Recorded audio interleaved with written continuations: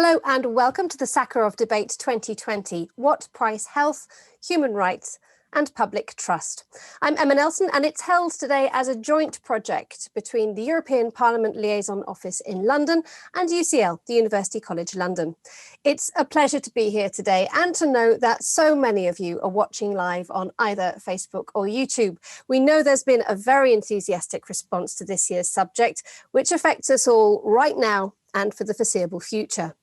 We desperately want to hear from you, so please have your questions ready for the second half of this hour. If you're watching on YouTube or Facebook, all you need to do is post the questions up and they will be fed to me. We want to pack as much as we can into the next 60 minutes, not just because of the subject matters and the speakers, but because of the importance of the debate itself. Now, in its 10th year, it's held to mark the awarding of the Sakharov Prize for Freedom of Thought. It's named in honor of the Soviet physicist and political dissident Andrei Sakharov, and it's awarded each year by the European Parliament to honor individuals and organizations defending human rights and fundamental freedoms. This year's recipient is the democratic opposition in Belarus for their courage, resilience against the regime of President Alexander Lukashenko. There will be a separate event at the start of next month to reflect this award, and I'll tell you a little bit more about it in the next hour. But for now, freedom is very much on the agenda this year. It is something we willingly gave up in 2020 in the name of health. And it's why gathering together to share our thoughts in person isn't possible today. So why, if we're expected to radically transform our lives and also to expect our leaders to preserve it, it's not enshrined as a human right? Well, to discuss this, I'm joined by Professor James Wilson, Professor of Philosophy at UCL. His focus is on public health ethics. He says philosophy done well springs from and returns to the problems we face in the living world. James has advised Britain's NHS at the beginning of the pandemic on ethical issues, doing something he says is akin to ethical triage, sizing up which are the biggest ethical problems with a proposal in order to give some idea of how these problems could be fixed.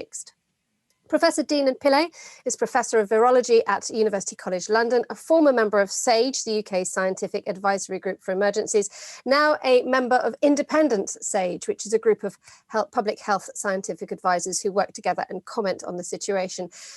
Deenan has been publicly outspoken about certain aspects of the UK's government handling of the pandemic. His rage has even made it to the Daily Mail. So we expect to hear passionate responses from you, Deenan. Stuck in Zoom traffic is Dr. Peter Lisa. He's MEP and EPP coordinator in the Committee for the Human Genetics Institute from the University of Bonn, and he's practiced as a doctor for several years in Germany. He's also been active in politics too and has called for a coronavirus vaccine to be a prerequisite for visit to major events. So looking very much forward to how we are going to arrange our future and the responsibility of health as a human right. Let us dive straight in because I want to make sure we get lots of points covered today. My first point to you is to you, James.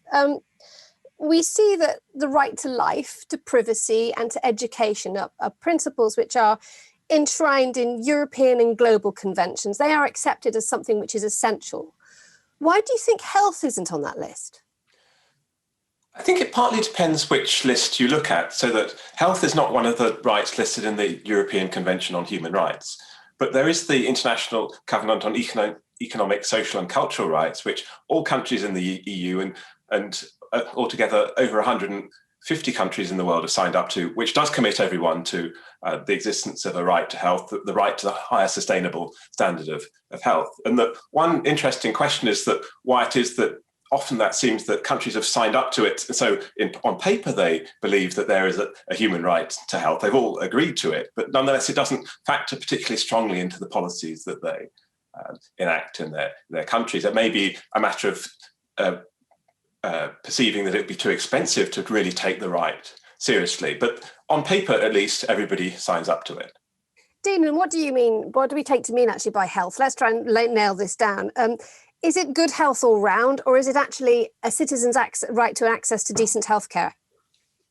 Well, I mean, health is a litmus sort of test of a society's broader functioning. There are a large number of determinants of good health.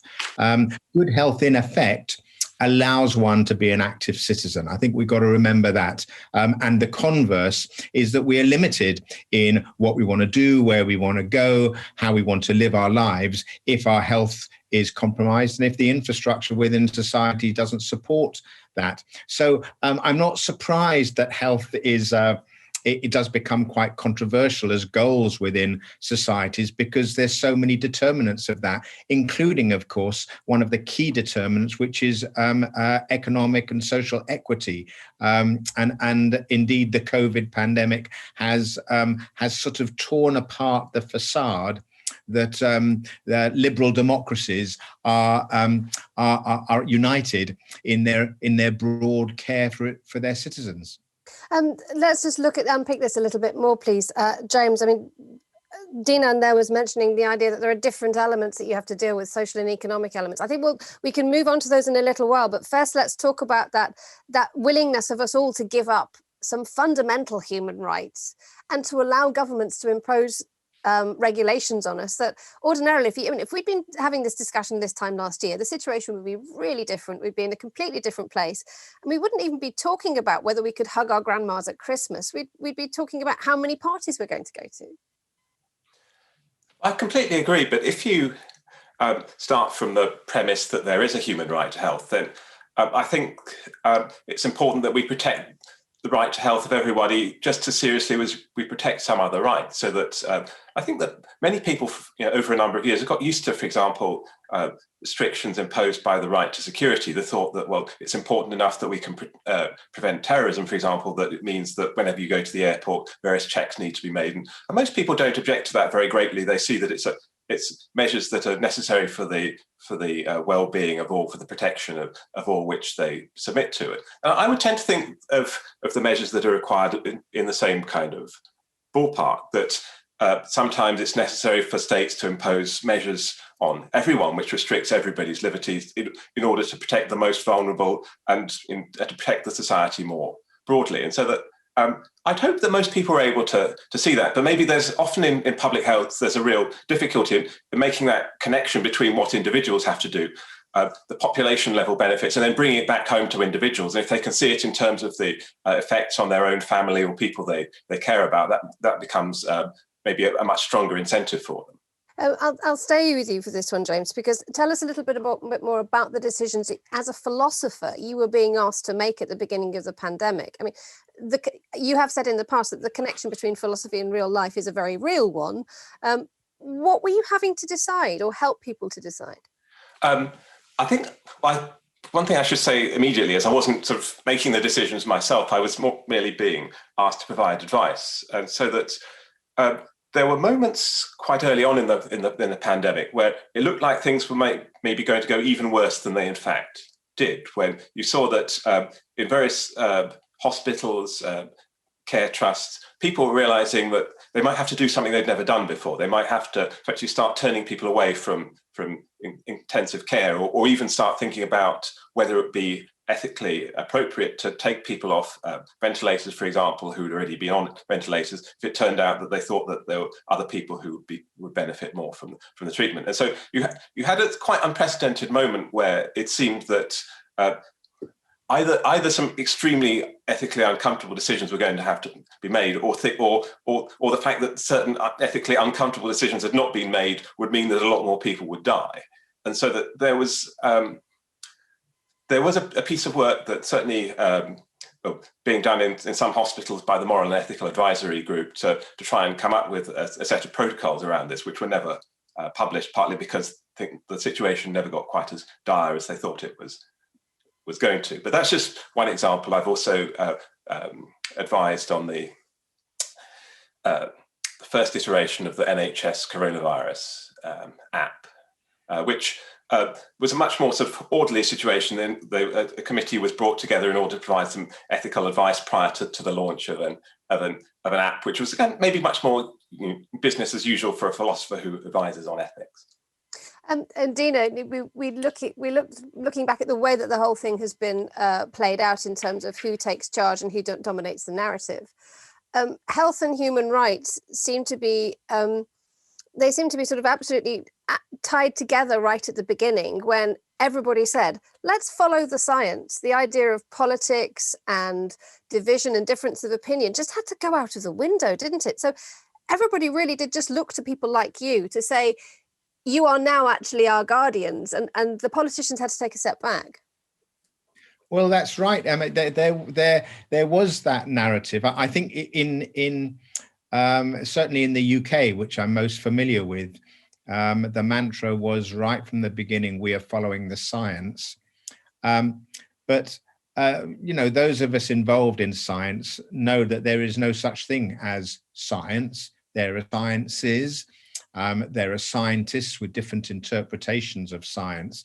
So many thought the government was hiding behind an illusion whereby they could nevertheless determine their politics. And ultimately, politicians are paid and elected to make decisions, and scientists are there to to undertake their interpretation and analysis of data and undertake experiments. So very different paradigms, really.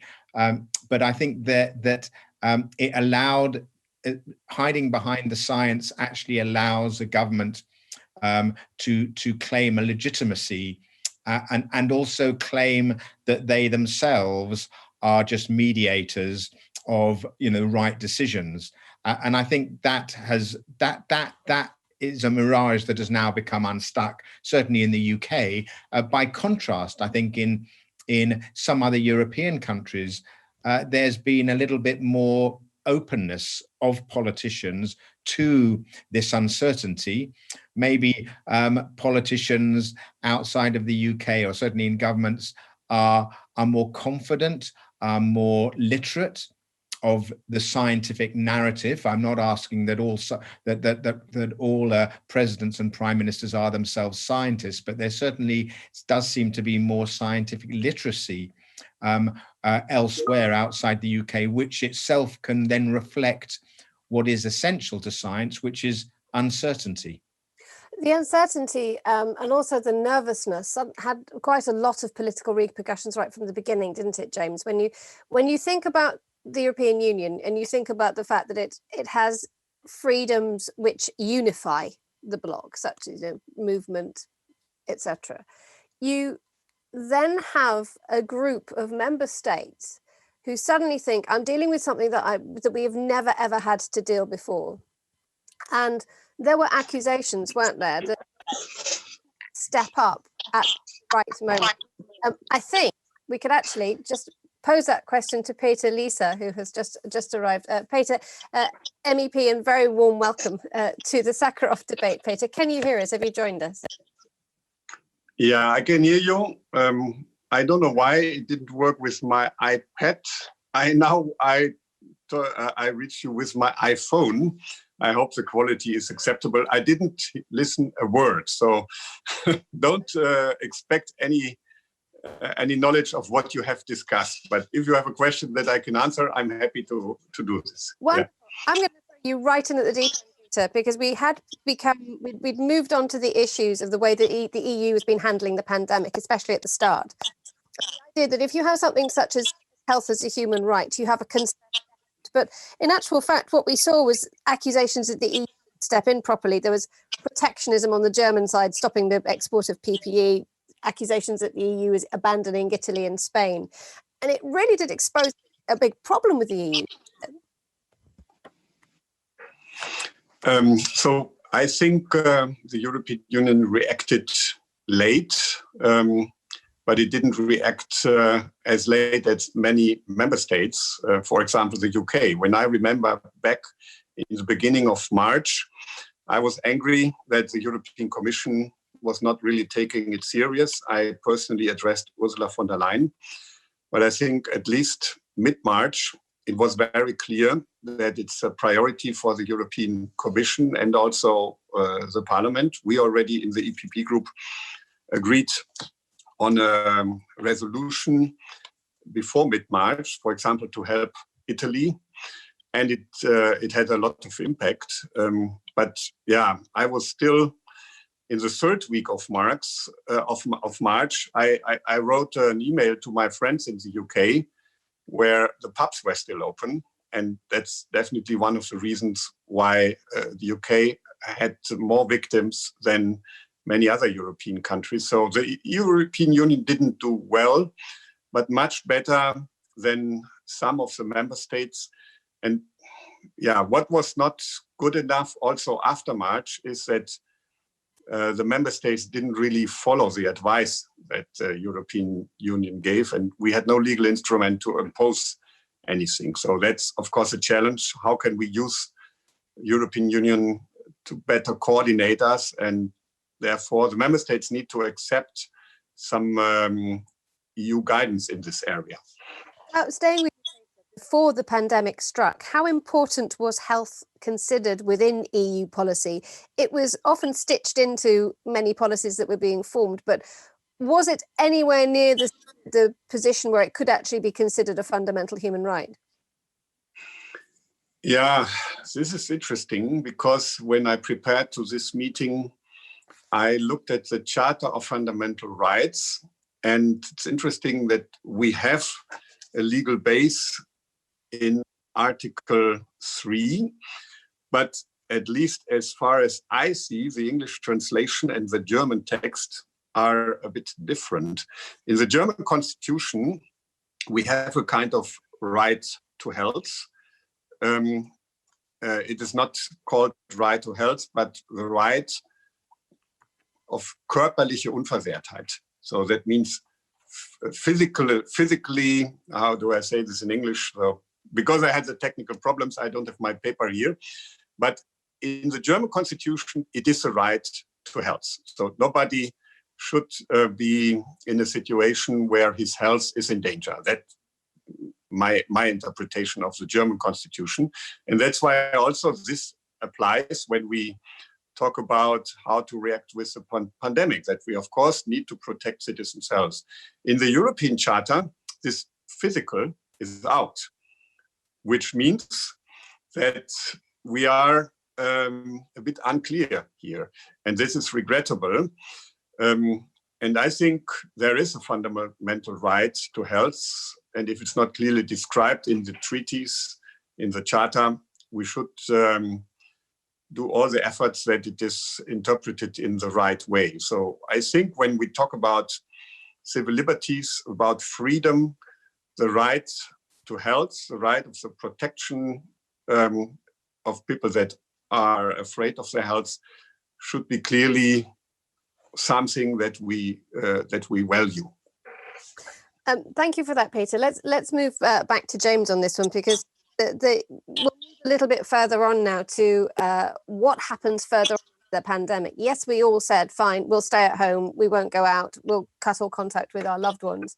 But then as the first wave subsided and we had a little few tastes of freedom again, any suggestion that we could go back to where we were at the beginning of the year with March and the lockdown suddenly got quite a lot of pushback. And it came from two parts. It came from the political sections who were saying we need to protect our businesses and our liberties. But secondly, there were catastrophes that were coming out left, right and centre. Mental health, not seeing our loved ones, not protecting old people in care homes. These were all things that you would argue were part of health in the first place, wouldn't they, James? Yeah, I would completely agree. And I think that one thing that's really complicated when you're dealing with quite unprecedented scenarios is that, well, I guess the natural and I guess maybe the only reaction when faced with an emergency is to think, well, how do we get on top with this particular emergency? And the same things that often seem very appropriate when you're dealing with an emergency over a very short term come to seem more questionable when you step back and think, well, are we moving from something which looks like it was over a period of a month or two to something which is going on for much longer? At that point, it became ever more salient as people step back from the initial emergency measures to realise that, well, it's not just there may be economic impacts, but there are obviously going to be health impacts as well. That if you end up prioritizing COVID response to such an extent that all sorts of non-COVID health problems are not properly dealt with by your health system. And so that it does seem apparent that whatever the right response is, that somehow you need to be able to keep on top of COVID while also providing, as good a level of healthcare service as you otherwise would for all these other conditions. And that's not at all easy unless you can keep the COVID cases extremely low. And so it's understandable that you have that degree of frustration, but that the suggestion that you get from one or two quarters, oh, well, therefore we need our liberty back, just seems scientifically illiterate as a response to it. It seems like there's no way of reducing those measures or allowing the non-COVID cases to be treated unless you can keep the COVID cases low. It's scientifically logical, isn't it, Dean, to take that form? But maybe you're the wrong person I'm going to ask. I'm going to challenge you on this one. I watched a television program last night and there was a woman arguing on it, suggesting that the world sees things simply through COVID eyes now, and we have forsaken other just as important issues which are allowing people's health and freedoms to suffer just as much. Well, I agree. There are many manifestations of our response to COVID which we need to take care of. You mentioned mental health and a whole range of other aspects. Think of also the impact on children who are not able to get their education, with the implications of that for generations to come, really, possibly. So, but one of the things I wanted just to sort of raise and knit together, this idea of an individual citizen's right to health or physical security, with our response, is that we're talking here about an infectious disease, and there are differences between an infectious disease and what most people would think in terms of their health is their own risk, and they're an individual, and going to a doctor, going to a hospital is about dealing with you. Infectious diseases, of course, your own action very clearly relates to the risk to other people as well. And that's and what our COVID response has been, which of course recognizes that having to socially isolate, is it brings it into sharp focus that in fact infectious disease is a problem for everyone in society, not just and of course we're used to many diseases being associated with specific risk groups, and you can protect yourself by, for instance, good diet and exercise and so forth. That's not necessarily the case for a respiratory illness that we're all at risk from, and therefore there needs to be a society response. And I do think this is interesting, that we've probably, certainly in the UK, we've really whittled down that aspect of public health, perhaps at the and rather focused on individual risk of disease, individual security. And I think this brings us back to health at a society level rather than an individual level. And I do think it has implications for how we work as a society in future. Peter, build on that for me if you would. You as both a medic and a politician, do you have this sort of consistent and fundamental pull about, okay, which decision, which path do I take here? Yeah, I think first of all, we have to see that during the last days, COVID was in fact the #1 reason of death in the European Union. And there's a lot of debate, is this that the people died with COVID or due to COVID? But there are scientific studies, at least I know it from Germany, that about 90% are really due to COVID. The side effects of the lockdown are serious, and that's why I'm always in favor of a targeted approach. So it's very important, for example, whenever it is possible, not to have a stay-at-home order, because this will trigger physical inactivity. It will trigger also psychological problems, maybe even suicide. But there is a difference. When you get infected and you die from COVID, you have no alternative. But when you have to live with the restrictions, of course, it's a challenge. But there are ways and means to help people. For example, first of all, not to have a stay-at-home order, but to reduce contacts. That is as effective, because the problem is not go out and walk for yourself or with somebody you live in the same house anyhow. But the problem is contacts with people you normally don't meet. So that's why the measures should be targeted, and we need to help people. We need to encourage people to accept help when they are in psychological problems and they are a candidate for depression, for example. And that's why I think it's the right approach how to fight against COVID without too many side effects. And I think the Irish model is really a good role model for whole Europe. First of all, they are successful in fighting COVID. 4 weeks ago, the figures were higher than in Germany. Now they are very low. That's in fact 3 times less than in Germany. They had very strict measures, but they kept the schools open to protect children. And they allow contact for people that are in risk of isolation. So not everybody can meet. There is no right to party. That's clear. So when we talk about human rights, the freedom is important, but there is no right to party. But it is important to help elderly people that are in risk of isolation.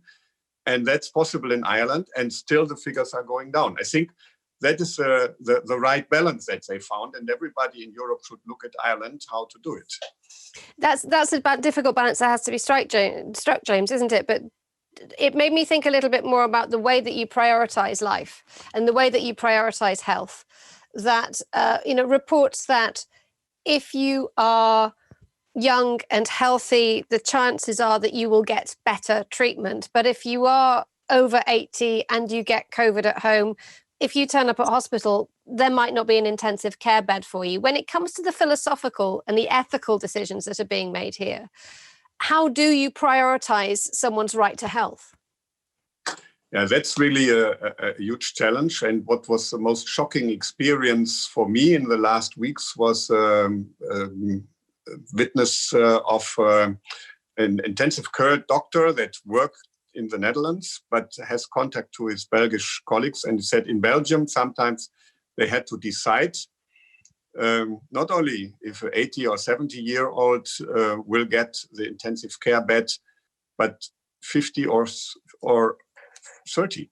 So even younger people couldn't be treated in intensive care unit because the health system was overloaded. And I just want doctors not to take this decision. We need to avoid this situation, and that's why targeted measures are so important. It is a really, really difficult decision, and I'm, as a doctor, I don't want to make the judgment who has more right to live or to be healthy. Sometimes it has to be done in emergency cases, but when we know, and in COVID, we have seen it in September, that it's coming more and more, and this is really a disaster that many European countries, including my own, were not able to address it properly. Dean, and your thoughts on that?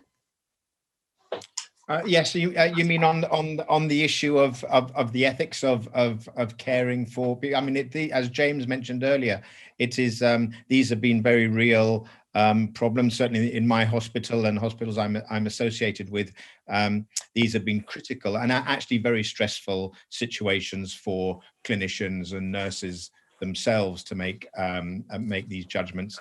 And the narrative of, has been, certainly in the UK, and I'm sure in many countries across Europe, has been to protect the health service, because of course, as soon as the health service is damaged in the way that this overload of patients, certainly in the first wave, happened, then other things are compromised. It is interesting, as an aside, that the UK government very proudly exclaims that the NHS did cope with the first wave of COVID.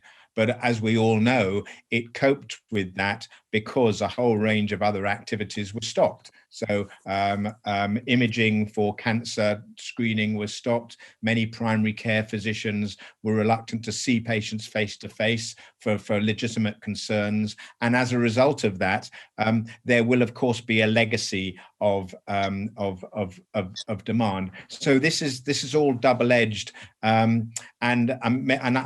James, I think has had a direct involvement with those sort of ethical questions about, who gets ventilation, who doesn't get ventilation, and so on, how long ventilation lasts for, which of course have been really, really difficult things for us all to deal with. And in the end, we've got to remember this does speak to the capacity of our health services across Europe and differences. And certainly, again, just finally, within the UK, it is, I think we've identified first of all, the inequity across the UK, even within the National Health Service for capacity. And secondly, of course, that inequity is not only about healthcare provision, but it's actually inequity in terms of which populations have been most adversely affected. And in general, those are the poor people, who in usual circumstances, of course, the inverse care law fits that the people more in need probably have less provision of healthcare for them. So all of these things have become uncovered by COVID.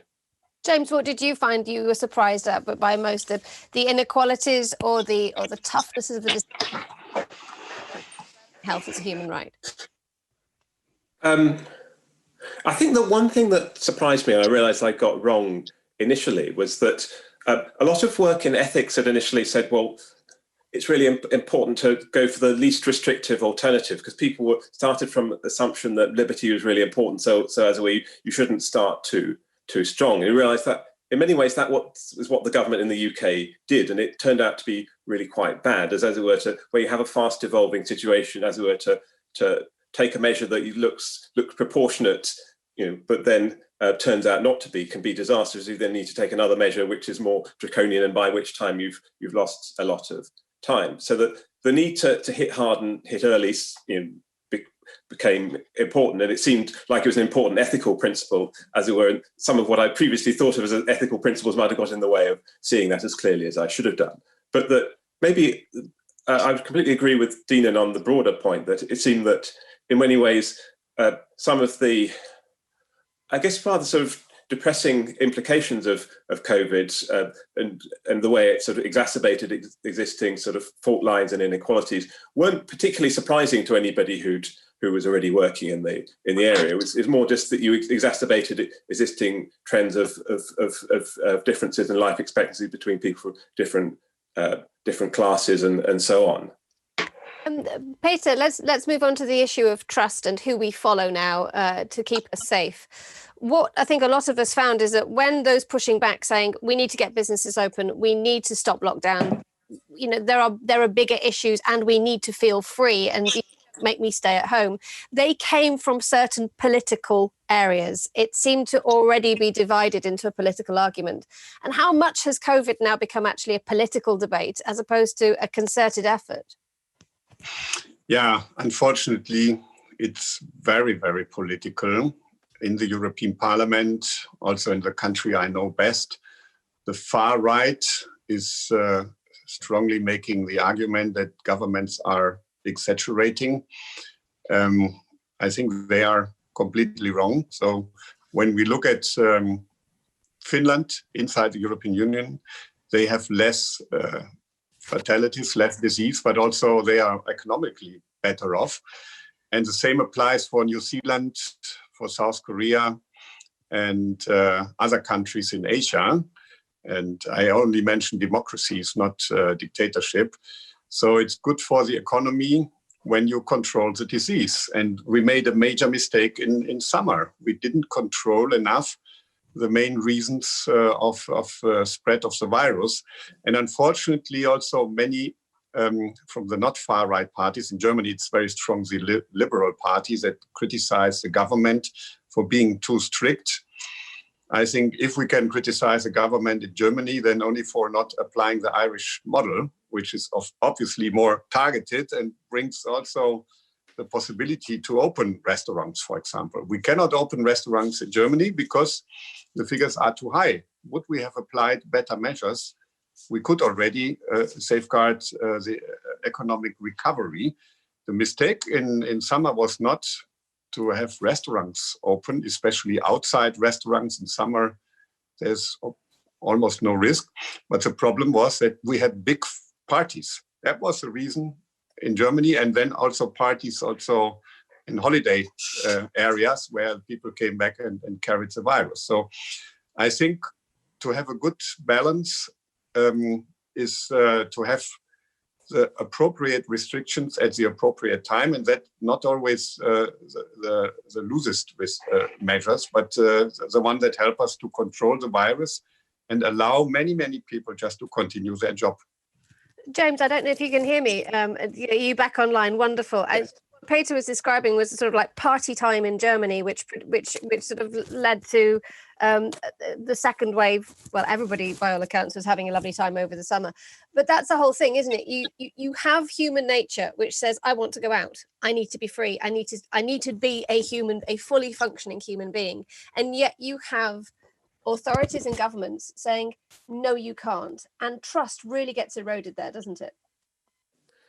I think very definitely. And maybe one thing to add here is I think that what's made this case particularly difficult is that the lagging nature of the indicators we've seen in all these cases, so that when cases are reported, it takes a little bit of time in between infection to reporting of cases to hospitalization to deaths. And so that many people probably saw that the cases were low. They didn't know anybody who'd got it, and so it seemed to them that they were acting in a way that seemed maybe reasonable to them. And it's so often in public health, there's a challenge between sort of looking at the statistical trends and what's likely to happen on the basis of behaviour, and then communicating that to people in a way that they can sort of understand and act on. And it was a difficult situation which we've seen again and again. So you see that many people at the point when a lockdown starts working say, well, of course that meant that the lockdown was unnecessary, or we should relax the measures because the cases are coming down, without sort of thinking about what the connection is between the measures taken and the kind of lags within the system that are introduced by it.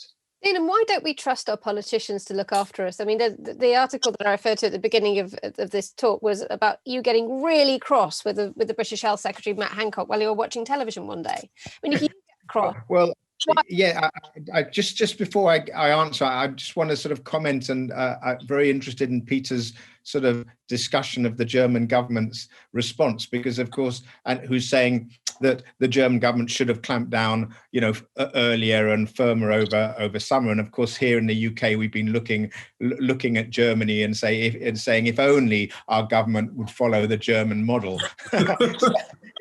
It's all relative, really. But the trust is a really interesting issue, and again comparing around the Europe, and I think it's worth while we've still got time to consider trust in the context of vaccines that are now coming out, because this is going to be the critical issue. If there's been lack of trust to date, then of course, with growing concerns amongst people around vaccinations, let alone these particular COVID vaccines, I think we have to do something now. We have to get to a place where uncertainty and risk can be communicated in a way that empowers people to agree, ultimately, to take a vaccine, and to encourage and to ensure that the communication of the safety of vaccines are, and the evaluation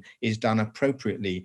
And I do worry, because we have over the last month had this spate of press releases about vaccines, mainly from the pharmaceutical companies.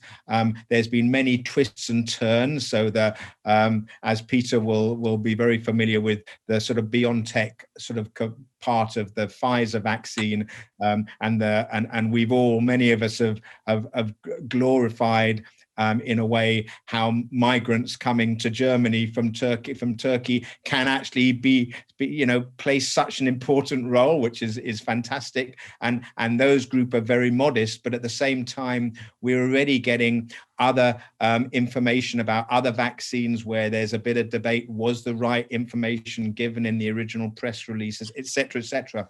And of course, we have the Wellcome Trust undertook a really interesting review of vaccine acceptance around Europe last year. And there is a big variation. And of course, there's been all the demonstrations in Germany and Berlin about which have included comments on vaccination. In France, a remarkable proportion of people are not are not happy with immunization. So just summarize, I think this is now looking forward, this becomes something we've really got to take care of. Peter, let's bring you in on this one, because you have, I think, reported spoken about the way that vaccines should possibly function in terms of making our society and our economy work again. And am I right in thinking that you said that access to something like a concert should be dependent on whether you have had a vaccine? And we saw Qantas earlier this week saying you can't get on one of our planes unless you've been vaccinated. It suddenly puts two really fundamental human rights and liberties at odds at each other.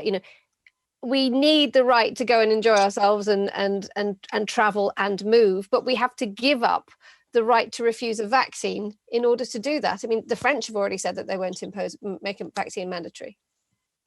Yeah, first of all, I want to echo what has been said on the trust when we bring the vaccine to the market. So there is a question mark also with the BioNTech vaccine. I trust BioNTech very much. I know these people, but they work with Pfizer.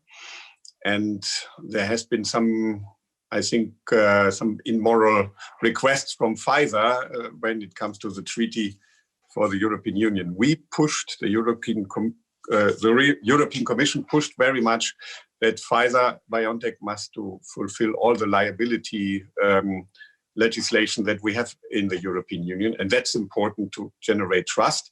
It's also important that the CEO of Pfizer clarifies his issue with the stocks. I don't have trust in him personally. I trust in BioNTech, but not in the CEO of Pfizer.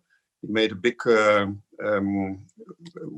win when he sold his stocks. And that was, of course, the date was fixed before, but the date of the press release was, of course, maybe not there was not a scientific reason to do it that day before he sold his stocks. So, and there's also a problem of trust. Sorry, you have a question there. Because the CEO of Pfizer isn't going to be here to answer any claims that you're making, and so we leave it there. But what I want to bring in here is James, bring in the philosophical. Yeah, but I have to answer your question. Sorry for bringing the trust issue too much. But I also echo what has been said on the AstraZeneca vaccine.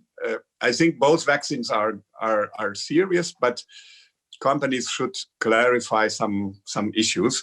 The question of the concerts, that's very important.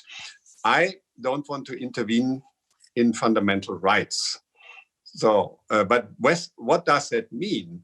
When under normal circumstances, when people are not vaccinated, you cannot allow a big concert with thousands of people without mask and distance. When some of the concert organizers would say, I have this idea to do it. I don't want to keep a distance. I don't want people to wear masks. But my hygiene concept includes that only vaccinated people come in. I think this is legal all over Europe. There is no law that prohibits such a concept. And I don't think we should make a law to restrict these possibilities when somebody thinks it's the right thing to do. It is fine from a health point of view, and we should restrict his possibility to do it. And I don't think we should do it. James, let me bring you in on this one. You raised your hand and you wanted to speak. I mean, raising just Peter's issues there, that he expressed a doubt of trust in one vaccine. someone I spoke to yesterday, I asked them, I said, would you take a vaccine if the British government offered it to you? And I'm going to quote you, said, I don't trust it because I think my prime minister will think of lining his and his mates' pockets first and keeping us healthy second. There's a big erosion of trust here. And it's a difficult time, isn't it, when it comes to people saying, actually, please take a vaccine that you will have to carry in your body and suffer the consequences or the benefits of its effects. Yeah, I think that's a fair point, but I think that the problem is going to be maybe a little less bad than the other speakers have suggested, because I think that the fact that the quantities of vaccine available initially will be relatively small, not enough for the whole population, and so you'll need to prioritise and think, who do we vaccinate first? Will actually might help with trust in various ways, because certainly in the UK, you've seen that a suggestion that, well, first of all, you're going to be prioritising people over 80, people in care homes, healthcare workers, people who stand to benefit most from receiving a vaccine. And I think that the fact that there'll be less of it available than people would like, and many people who would like to receive the vaccine will have to wait a bit of time, suggests to me that we may well not see such bad problems with public trust, insofar as the people who will benefit from most will get it first. There'll be a queue for other people wanting to get it. I think that so long as you can get that initial process right, and you get effectively some kind of crowding in rather than crowding out, so that people want it, they see it will be beneficial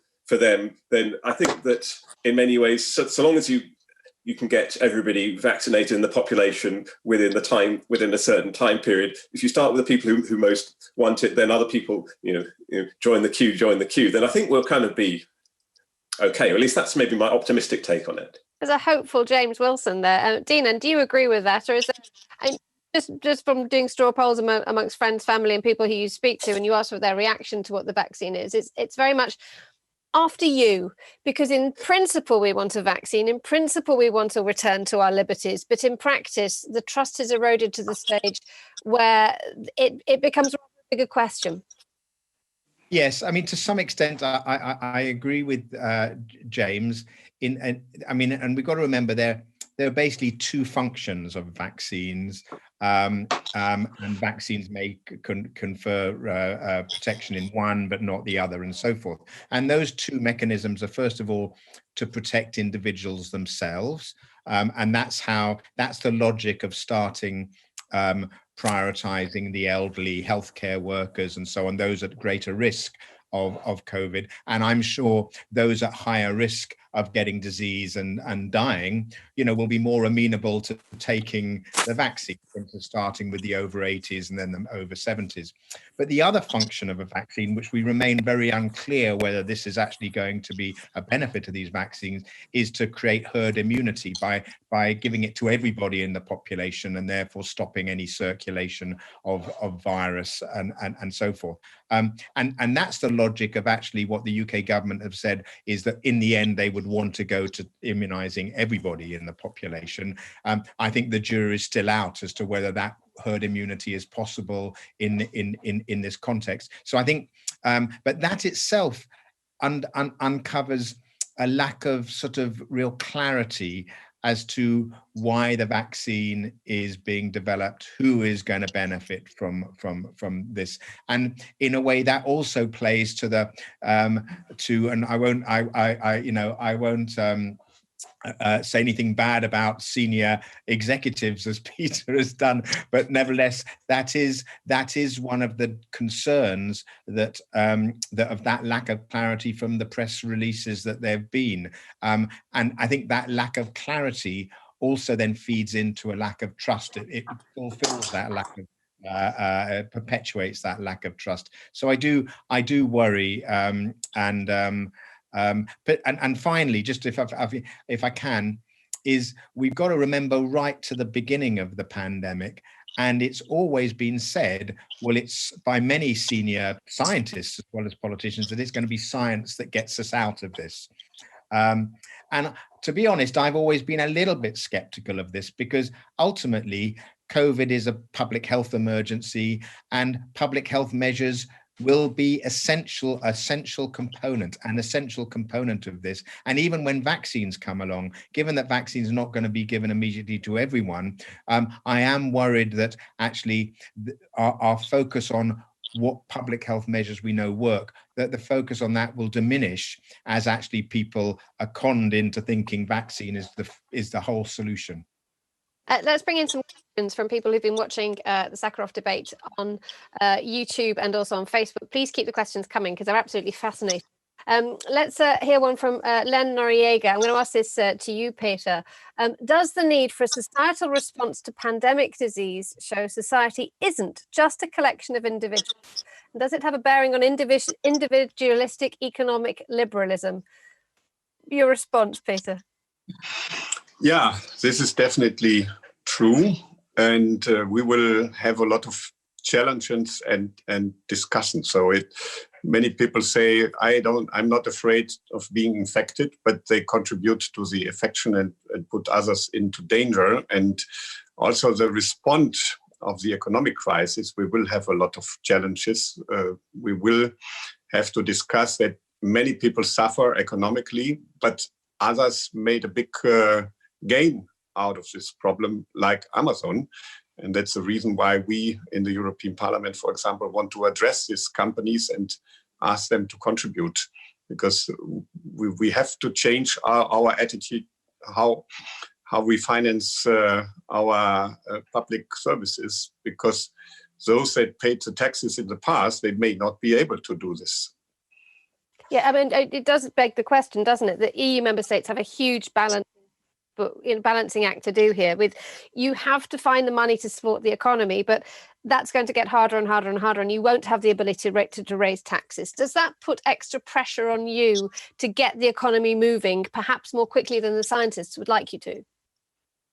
No, again, I have to say that there is no contradiction between the health protection and the economy, because the best result for the economy is to have no COVID. Like you see, New Zealand, South Korea, Taiwan, and also in a less clear way, but also obviously in Finland. The Finnish Prime Minister, Sanna Marin, made a very good article 2 weeks ago where she clearly spells this out. We need to recover economically, but we cannot do it if we again and again have these high infection rates. James, what would you say? I mean, the mention there of the likes of New Zealand, they have been seen as a success story because they have been able to manage the number of infections very, very well. The price that they had to pay was to absolutely close their borders. So what does that do in terms of thinking your way out of this? In fact, let me ask you this question. Where in the philosophy books is an approach to a pandemic written? Is there a guide somewhere? And places have had up their sleeves somewhere saying, actually, when you do have a pandemic, this is what you should do? Unfortunately not. I'm sort of almost finished writing my book, which is called Beyond the Neglectful State, Philosophy for Public Health and Public Policy, which will be in all good bookshops next year. But I guess the question is, we hadn't had a pandemic on this scale for 100 years. So it wasn't, people had sort of written little bits about SARS, but they hadn't really sort of theorized properly what dealing with a global pandemic would look like. And insofar as you had people trying to think through in advance, you've seen that many of the suggestions they came up with haven't proved particularly accurate. So that certainly the economic damage that's been caused by the pandemic so far has been much, much larger than anybody had anticipated. And just that, but as the world becomes much more interconnected, the difficulties and the costs of closing borders or thinking about flows of goods and of people are much larger and more difficult than they would have been 50 years ago. And so I think we're in uncharted territory. Let's bring you in here, Dean, for another question. It's from Lemon Drizzle Cake. It says, isn't there an issue in framing the right to health in the same way as other human rights in this context? Because one person violating another's right by infecting them is not acting with intention. I'll bring Peter in a minute because it's sort of a political decision as well. But Dean, from the point of view of the scientist, where do you suddenly start saying, okay, this needs a different framework to cope with, and possibly the human rights context could be just that? Yes, I'm looking at Lemon Drizzle Cake's comments here. It's a nice name, Lemon. But I think human rights And from my perspective, and mindful of what James just talked about, rights within a public health emergency, I think we've got to remember that human rights are not necessarily individual rights. They're rights for humanity, they're rights for society, they're rights for community. And I just suggest that if those, I'm sure James does this in his thinking, if those need to be taken into account as well. What is it about a society that allows individuals to have rights?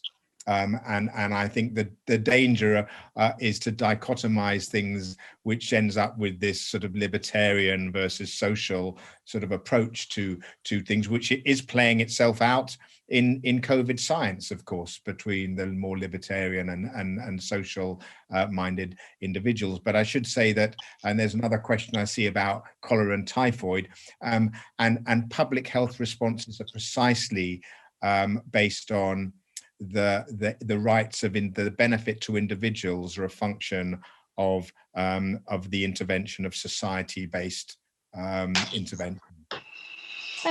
Peter, let me bring you in on this one. The issue there that Dinan's mentioned is like you're an individual and then you have humanity. And as a representative of a member of the European Parliament, you are representing that your sort of particular patch of humanity in Germany. Whose responsibility is it to gather humanity together? Is it the local councillor or the local school teacher? Is it the local regional MP? Is it the national MP, or is it the MEP? Is it the European Commission? Where do you look to make sure that a sense of coherence and unity comes from? Yeah, of course, everybody needs to do his bit. There are different responsibilities. My feeling, again, as a German, and thank you for the compliments, that Germany is doing better than the UK, but that is not enough for me. Especially when I think about the situation in New Zealand or Taiwan. Of course, for Germany, it's not an option because we cannot close all borders. We are in the middle of Europe, but the UK left the European Union, was never a member of Schengen, and still they are doing worse. So there, UK citizens are right to ask questions. My experience in Germany, we are not doing good enough. And one of the reasons is that we have many regional governments that just don't follow the advice of the federal scientific institutions and the chancellor and the health minister. That is part of the problem. So a more comprehensive concept from a central government would be helpful in Germany. It would protect both, no, not only both, but all the three aspects: the health, the fundamental freedoms of people, and the economy better than this patchwork that we have in Germany. But because I'm a German and I know how difficult it is, I'm also realistic that a common European approach can be only achieved in very few areas, and I'm very happy that in the vaccine area we have achieved it. You've also, the European Commission has just given an enormous amount of money to help with health recovery in the bloc. You have to ask, well, we all know that the budget isn't infinite, much as we wish it were. Do you think that the next few years will be prioritising, obviously they have the green recovery, but prioritising health to the detriment of another area of the European Union, which, had the pandemic not arisen, just have big problems as well? Yeah, it's all relative. In the current financial period, we have €500 million for our health program. We will have 10 times more money, 5 billion for the next 7 years, but that's far less than we spent on many other policy areas. So it's an important step, but for me, it is not enough. And important it is that we focus all the other budget lines, like the research program Horizon. The BioNTech vaccine was developed because they got support from the European funds. So health should be a priority in research, and it should also be a priority in regional policy. Then I think we find the right balance. James, we have a question from Amalia Karamitru. she says, what about the rights of education? Each country follows different approaches. Is there a danger of school deprivation for a whole generation of young people? Old people were and abandoned in care homes across Europe. I think France had a particular issue with that. What conclusions can we make about the of our civilization? It's quite an end of days question, but it does resonate with the fact that we are all individuals with individual needs, and our priorities are very different. For example, yesterday I spoke to a woman who in the United Kingdom who thinks that all the schools should be closed because they are a hotbed of transmission, she believes.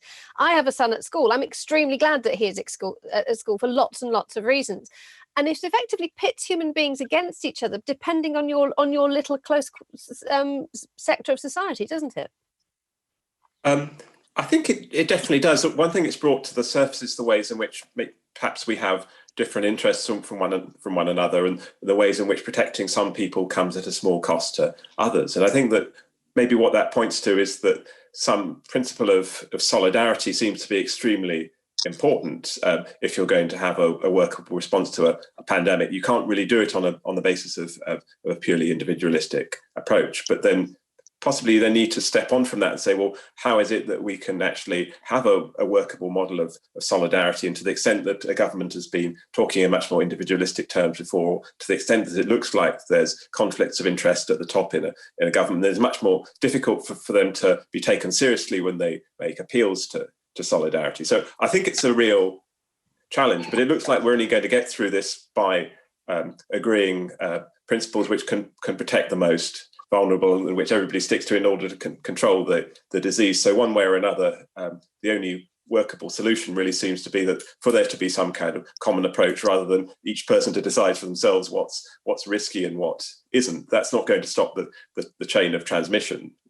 So yeah, we're faced with the challenge that all governments have, which is how to communicate their public health messages in a way that actually can maintain trust and gain adherence. So let's move on, Dean, and thank you for that, James, because I want to talk about communicating messages and maintaining trust. There's a question from Edmund Kenny. Thank you, Edmund, for the question. Whose responsibility is it that the UK has done worse than Germany or others? The people, the government, the scientific advisors? I think you might be one of those.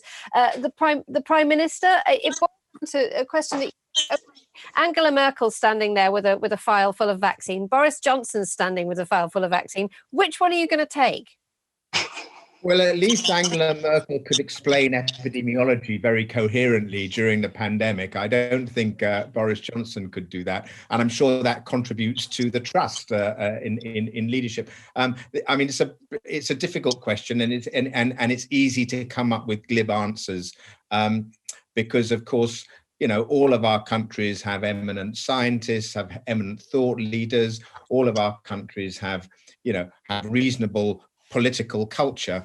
So I'm going to be a little bit controversial here and say that I think my personal view, and particularly since we're in a European Parliament discussion here, I think central to the UK's poor response has been the legacy of 3 years of very fraught Brexit discussions following the referendum in 2016, which has really started to diminish the political infrastructure in the UK. For instance, the quality of civil servants. So civil servants are pitched against government ministers. With Boris Johnson's election in late 2019, a lot of senior experienced ministers left the government. I'm not going to err on saying what's right or wrong. I'm just commenting that the ability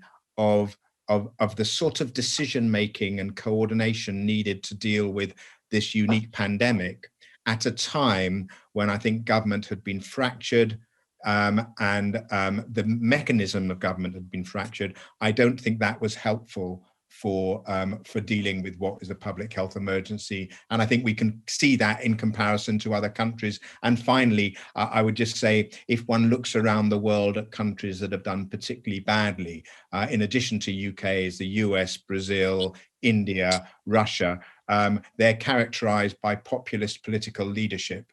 And I'll stop there. I was hoping that you weren't going to. No, the B wasn't going to be mentioned this hour, but sorry, but okay, I'll take that, Tina. Let's move on to our conclusions then. Peter, without blaming other nations for how they got it right, how they got it wrong, it's really easy for countries who did well to sort of look at others and say, actually, you did this for the wrong reasons and the other.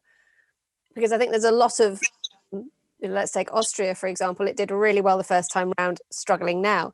Where do you start to bring together that balance between the individual's freedom to move around, live a fully human life, but also to accept that the collective good does have to take priority now?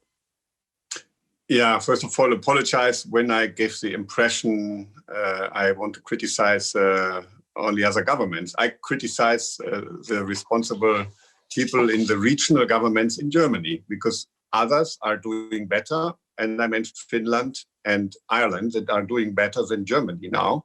So it's not that I think we have done it perfectly well. And I'm even afraid that Germany will be one of the hotspots in the pandemic in January, because we have a serious problem. So the balance must be found. But I think it's really important to understand the scientific facts. And it's not that the economy will grow when you open up for the third wave. You need to have targeted measures to control the disease, and then you can really let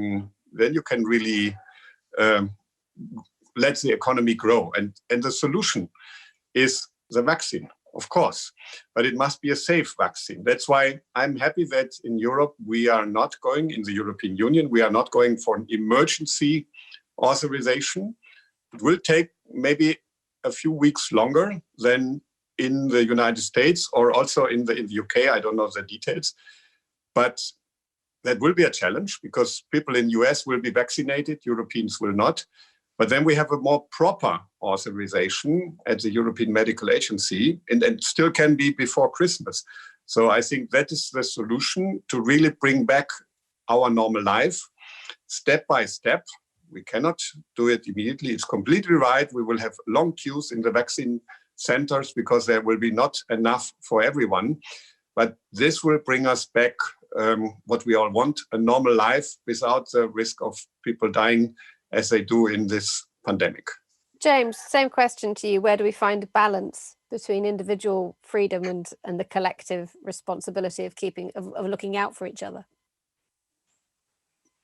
I think I would be quite similar to the answer that Peter gave, and that maybe one thing that's helpful to think about is when we think about individual versus collective, there are different places at which interventions can be made, and some of those will be more restrictive or more annoying to individuals than others. And so that one of the things that many people have reflected on as the pandemic has gone on, and they've looked at the differential rates of deaths amongst different sorts of groups, for example, those from ethnic minorities or people who are poorer, then it seems that in many ways what you're seeing is the accumulated effect of kind of neglect and injustice over a number of years. And so that there are all sorts of things that can and should have been done earlier, which would now have significantly reduced rates of attack and rates of death. Those wouldn't have particularly involved anybody's liberty being infracted in a problematic way. But obviously we start from where we are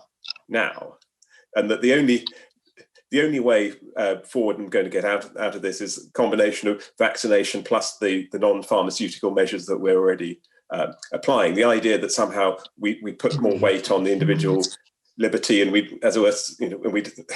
and that we allow that our rates to creep above 1 doesn't seem to be a very viable strategy, because that only leads to then the need to a bigger and firmer lockdown, in a few months' time. And so that I think both ethically and probably scientifically, there doesn't really seem to be a very obvious alternative to putting all the weight on collective benefit at the moment.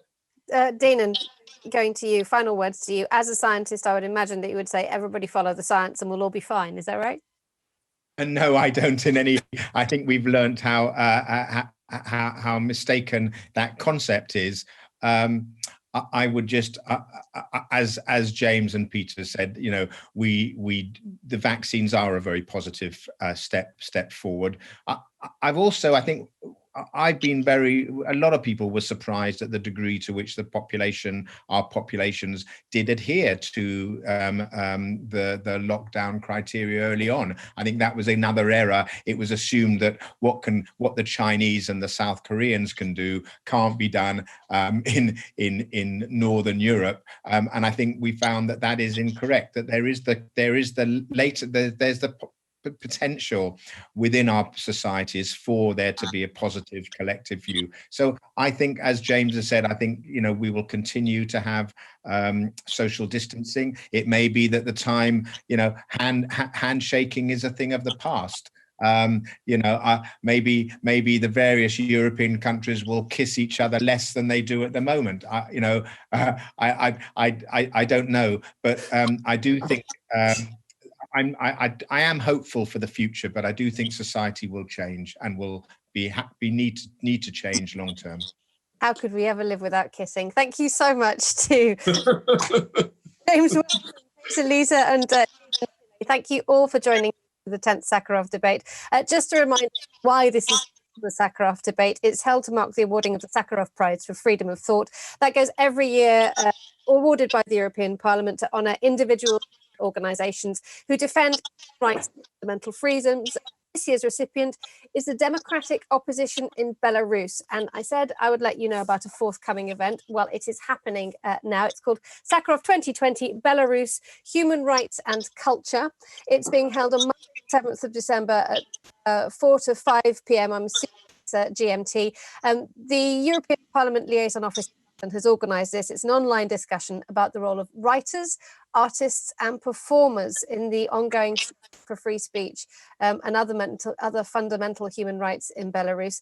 You head to the European Parliament Liaison Office in London's website for more, or you go to Facebook, because I think it's being put up now, possibly on YouTube as well, but we will do our best. Thank you all for taking part.